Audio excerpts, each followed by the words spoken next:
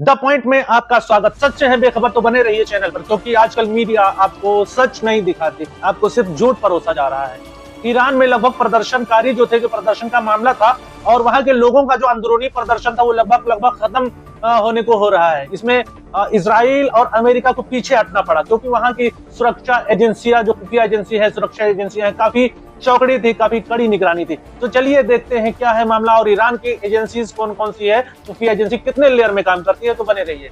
Iran की खुफिया एजेंसियां जो दिखती नहीं पर हर सांस गिनती हैं। जब किसी देश की ताकत की बात होती है तो टीवी पर टैंक दिखाए जाते हैं, मिसाइलें गिनाई जाती हैं और असली ताकत कभी परेड में नहीं चलती।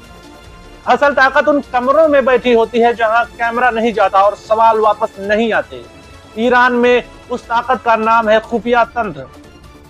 जी हाँ दोस्तों, ईरान किसी एक एजेंसी से नहीं चलता, वहां निगरानी है, डर है और जानकारी का एक पूरा जाल है। जो पहला नाम आता है खुफिया एजेंसी का वो है MOIS, MOIS, ministry of intelligence, यानी वजारत इत्तलाआत। कागजों में यह एक मंत्रालय है, असल में यह सत्ता की आंख है। ये आपसे सवाल नहीं करती, ये पहले से जानती है। क्या आप पढ़ते हैं, किससे मिलते हैं, किस मस्जिद में जाते हैं, किस पोस्ट पर उंगली रुकती है।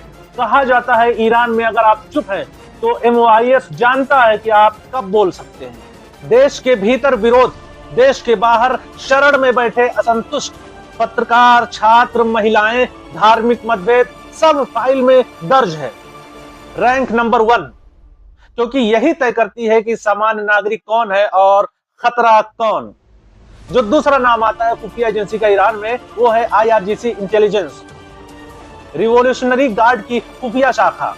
अगर MOIS जो पहले नंबर पर है सरकार की आंख है, तो ये जो दूसरे नंबर पर है ये सुप्रीम लीडर की तलवार है। ये संसद से नहीं चलती, ये संविधान से नहीं चलती, ये सीधे खामेनेई से चलती है दोस्तों। यही तय करती है कौन देशभक्त है और कौन विदेशी साजिश का हिस्सा।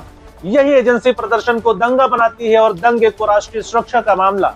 और यही तंत्र ईरान की सरहद से बाहर भी जाता है, सीरिया, इराक, लेबनान और यमन।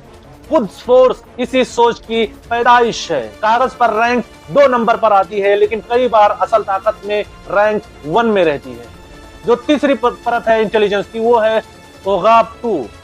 नाम कम सुना होगा क्योंकि इसका काम ही है नाम न बनना। ये एजेंसी ईरान के न्यूक्लियर ठिकानों की निगरानी करती है दोस्तों। जहां दुनिया की नजरें टिकी हो वहां ये एजेंसी साया बनकर खड़ी रहती है। साइबर हमला, मोसाद की घुसपैठ, CIA की कोशिश, इन सब का डर इसी कैमरे में सांस लेता है। जो खुफिया एजेंसी ईरान की है उसकी जो चौथी परत है, चौथा लेयर कौन सा है, IRGC काउंटर इंटेलिजेंस, यानी जासूसों की जासूसी करने वाला ये एजेंसी है।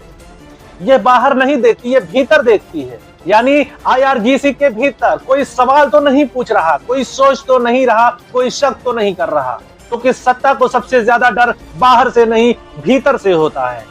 जरा रुकिए अब और सोचिए, ईरान में 12 से ज्यादा खुफिया एजेंसियां हैं।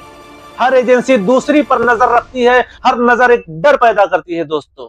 यह व्यवस्था सिर्फ सुरक्षा के लिए नहीं, नियंत्रण के लिए बनी है दोस्तों। ताकत की असली रैंकिंग के हिसाब से चलिए समझते हैं। जो पहले नंबर की है वो MOIS है, यानी जो जनता पर नजर रखती है। जो दूसरे नंबर पर है वो IRGC इंटेलिजेंस है, यानी सत्ता की हिफाजत करती है। और जो थर्ड नंबर की इंटेलिजेंस है वो काउंटर इंटेलिजेंस है, यानी भीतर की सफाई करती है, यानी अंदरूनी नजर रखती है। और जो चौथे नंबर की इंटेलिजेंस है वो न्यूक्लियर एंड साइबर यूनिट है, यानी दुनिया से जंग के लिए, दुनिया पर निगाह रखने के लिए बनाई गई दोस्तों। एक आखिरी सवाल, अगर खुफिया एजेंसियां देश को सुरक्षित बनाती हैं तो फिर इतनी सारी एजेंसियां क्यों? कहीं ऐसा तो नहीं कि असल खतरा देश के बाहर नहीं, देश के भीतर सवाल पूछने वालों से है? क्योंकि जहां सवाल खत्म वहां सत्ता सुरक्षित हो जाती है।